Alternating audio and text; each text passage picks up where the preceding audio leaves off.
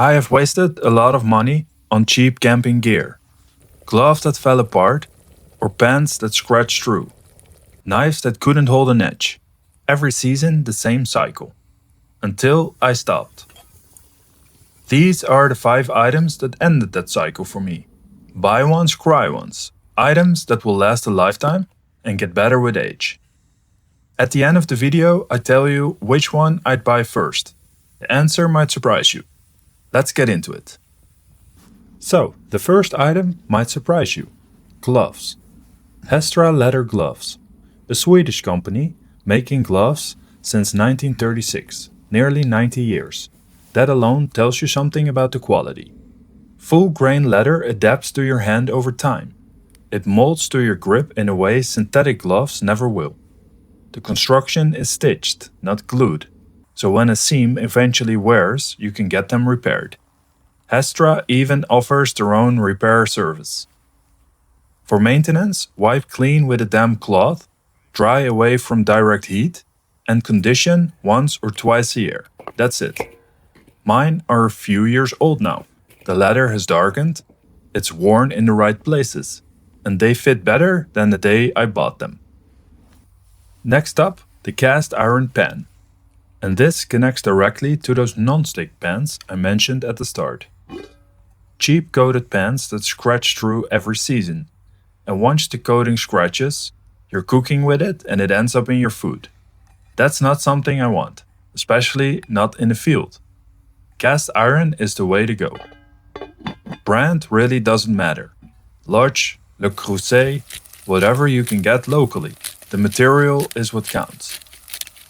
With cast iron you will get even heat distribution, a naturally non-stick surface that improves with every use, and zero coating that degrades over time.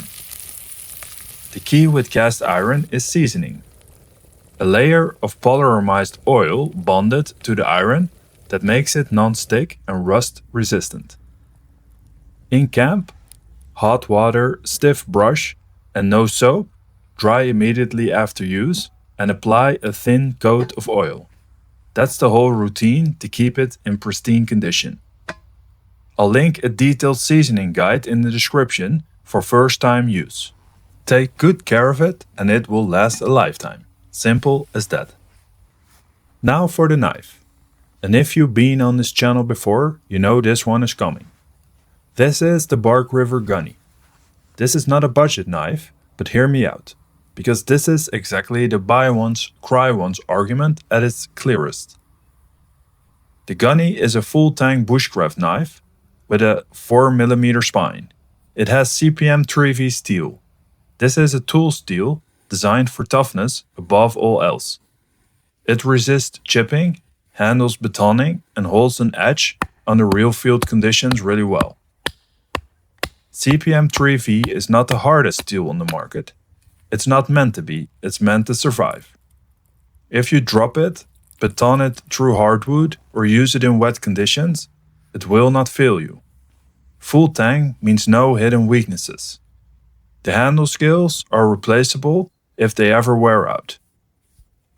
For maintenance, keep it clean and dry and apply a light coat of oil after wet use, and learn how to sharpen it properly. A 3V blade on a sharp maker or simple whetstone will perform for decades. I used mine in conditions where I wouldn't trust a cheaper blade, and it hasn't let me down yet.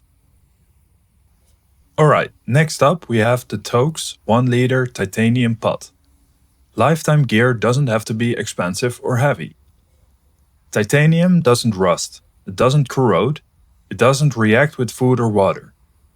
You can use it directly over an open fire, on a gas stove, an alcohol burner, it doesn't matter. Simple design with folding handles and no moving parts.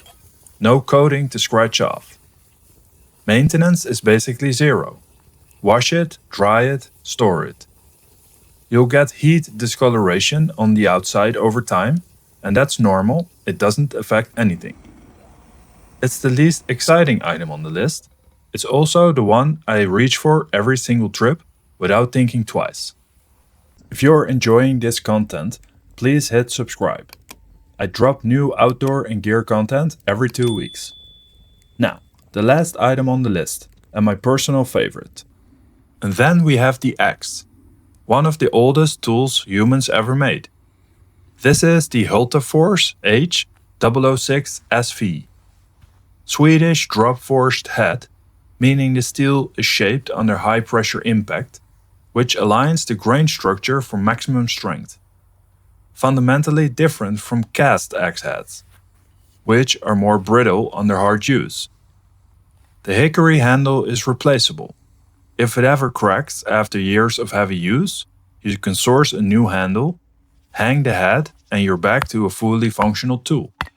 The head itself will never need replacing. For maintenance, keep the edge sharp with a file or puckstone.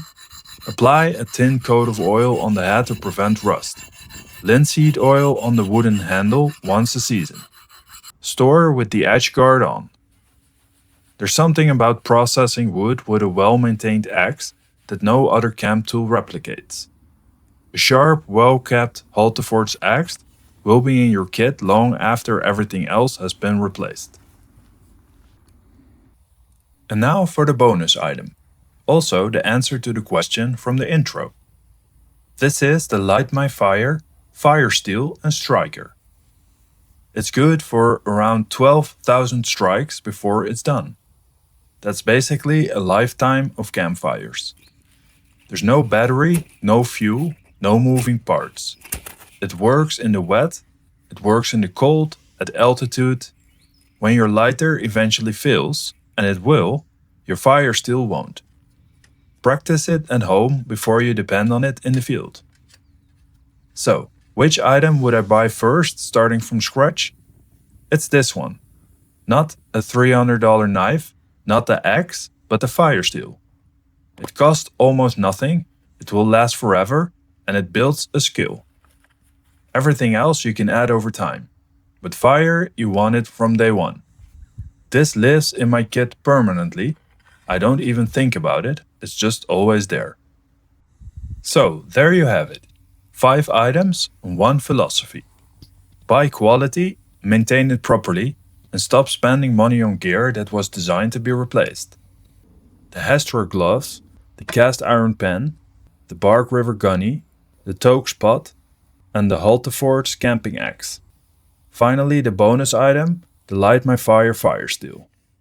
These are tools that reward the person who uses and cares for them. That's what Ember and Steel is all about.